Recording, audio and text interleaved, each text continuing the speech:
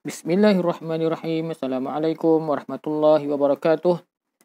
Tuan-tuan dan puan-puan, saya nak buat perkongsian ringkas mengenai 3 sistem berkaitan PCB yang terdapat di laman web LHDN. Okey, selalu kita terima pertanyaan daripada majikan-majikan baru. Macam mana saya nak buat PCB pekerja saya? Okey, sistem apa yang boleh saya gunakan untuk uruskan PCB pekerja saya? Baik.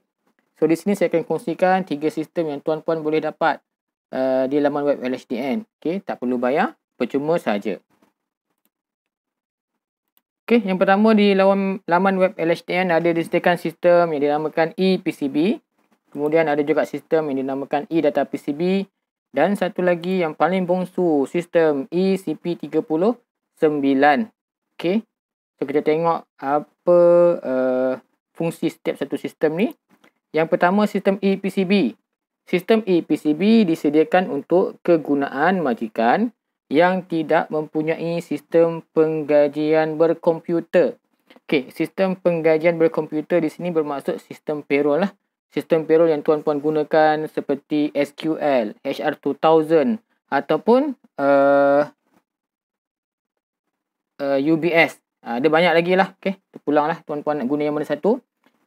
Okey. Tapi kalau tuan-puan tak ada sistem payroll, tuan-puan boleh uruskan PCB menggunakan sistem ePCB. So, ePCB dia akan bantu majikan untuk simpan maklumat pekerja dan juga simpan maklumat bayaran PCB. Okay, sistem ePCB juga akan bantu majikan untuk membuat pengiraan PCB pada setiap bulan dan akan membantu memastikan PCB yang dikira adalah betul dan tepat. Okey, seterusnya membantu majikan mengemukakan data bayaran PCB ataupun CP38 secara dalam talian. So, bermaksud dalam talian tak perlu lagi lah nak hadir ke kaunter LHDN untuk buat bayaran ataupun tak perlu juga pergi ke bank untuk buat bayaran. Okey, seterusnya ada sistem eData PCB. Okay, berbeza dengan sistem ePCB tadi, sistem eData PCB pula disediakan untuk majikan yang dah ada payroll software.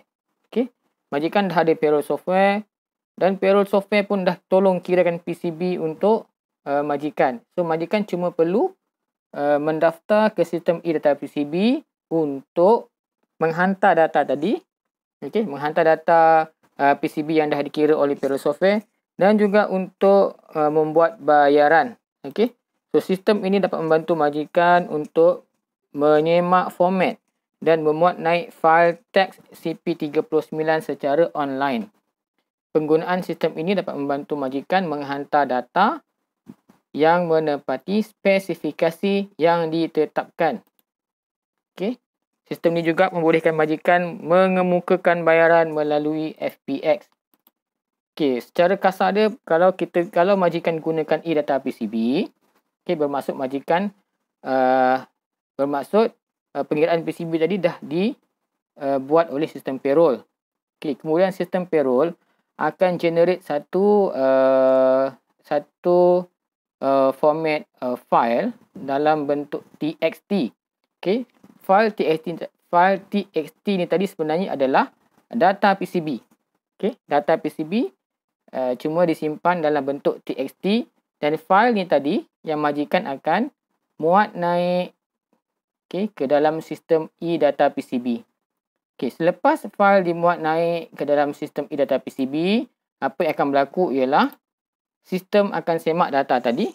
Dan kalau data tadi menepati spesifikasi yang ditetapkan oleh sistem eData PCB dan juga spesifikasi yang ditetapkan oleh LHDN, so sistem akan sahkan data tadi. Okay.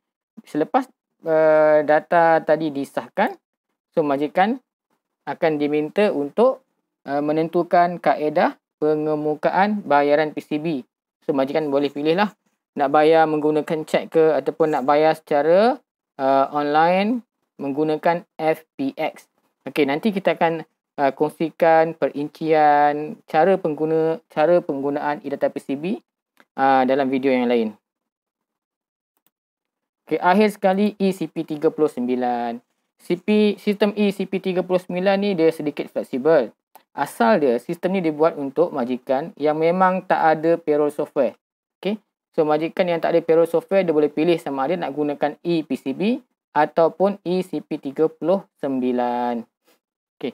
Walau bagaimanapun, dalam keadaan tertentu, majikan yang ada payroll software pun boleh juga gunakan ECP39 untuk menghantar data dan membuat bayaran. Okay. So ini perbandingan kasar fungsi setiap sistem. Okay, yang pertama kita kena tahu pelayan web yang sesuai untuk setiap sistem tadi. Untuk ePCB dan eData PCB paling sesuai menggunakan Internet Explorer. Okay, jangan gunakan Chrome untuk ePCB dan eData PCB. Apa yang akan berlaku kalau majikan gunakan Chrome untuk melayari ePCB, paparan dia akan menjadi sedikit kelang kabut. Okay, paparan dia tidak akan teratur. Dia akan menyebabkan kekeliruan lah. Okay. Seterusnya ECP39. Okay, untuk ECP39 paling sesuai menggunakan Google Chrome. Yang ini penting, okay, harap tuan-puan ambil perhatian lah. Menggunakan pelayan yang sesuai untuk setiap sistem. Okay, yang kedua pengiraan PCB. Okay, dalam ePCB memang ada tools pengiraan dan ePCB sebenarnya adalah satu sistem yang komplit. Dia akan bantu majikan untuk membuat pengiraan, menyimpan data pengiraan, menyimpan data pekerja. Okay. Seterusnya dia akan bantu juga untuk mengemukakan bayaran melalui FPX. Dan hujung tahun majikan juga boleh gunakan satu template dalam ePCB, iaitu template borang EA. Okay. Yang ini nanti kita akan tengok dalam video yang lain. Saya akan tunjuk macam mana ePCB berfungsi lah. Okey, seterusnya eData PCB. Kalau dalam eData PCB memang tak ada tools untuk buat pengiraan, sebab macam saya cakap awal-awal tadi, pengiraan dah dibuat oleh sistem payroll. Dan yang ketiga ECP39. Kalau dalam ECP39 memang ada dua tools. Kalau dalam ECP39 ni ada dua tools pengiraan yang majikan boleh guna, sama ada kalkulator PCB ataupun e-jadual PCB. Okey. Yang paling kita galakkan gunakan kalkulator PCB lah. Sebab e-jadual PCB dia ada kekangan, yang mana e-jadual tak boleh digunakan untuk menentukan PCB bagi bayaran bonus ataupun lain-lain saraan tambahan.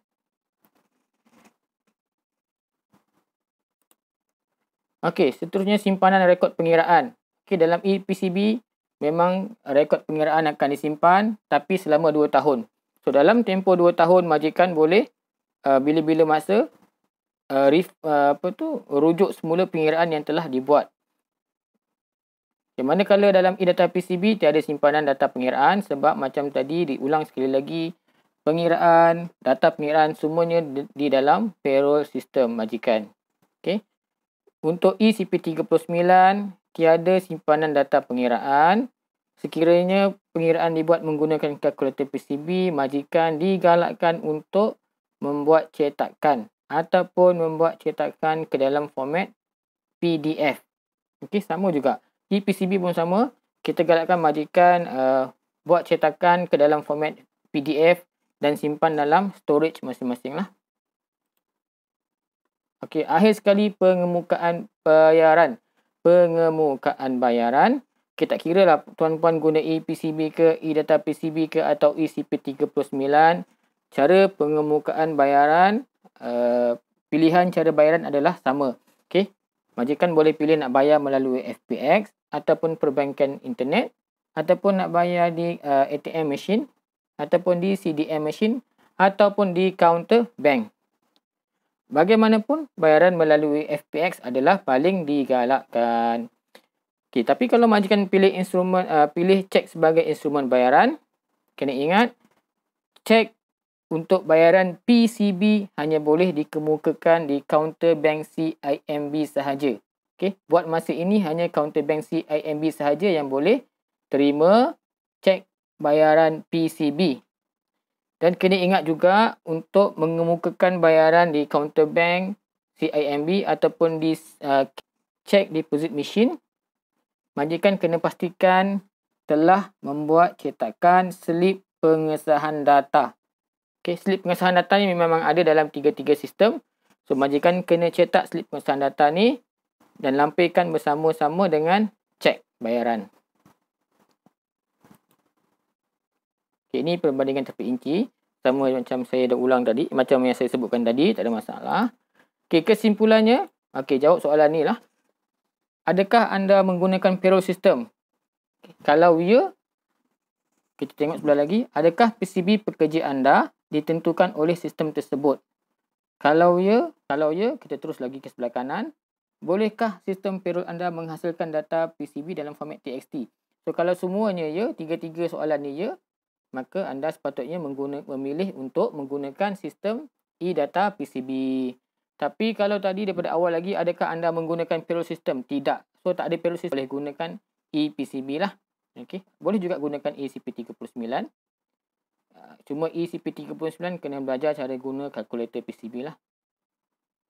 Okay. Adakah PCB, kalau ada payroll system, okay, tapi PCB tak ditentukan oleh sistem tersebut. Mungkin sistem payroll tu hanya berfungsi untuk kira gaji, untuk key in gaji dan key in EPF saja. Untuk PCB tak berfungsi pula. Okey, so kalau macam tu sama juga, sila gunakan ePCB.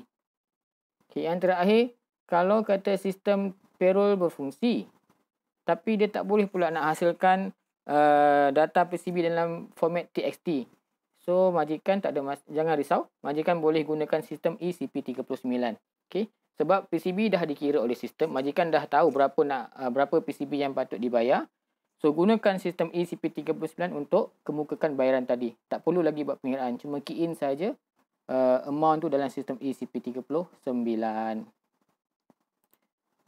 Okey, itu saja perkongsian daripada saya. Saya harap perkongsian ringkas ni dapat membantu menyelesaikan kekusutan di dalam di kalangan majikan-majikan baru yang masih lagi keliru nak pilih mana satu. Jangan risau, perkara senang kita senangkan, perkara susah kita belajar sama-sama. Okey, sekian, wabillahi taufiq wal hidayah. Wassalamualaikum warahmatullahi wabarakatuh.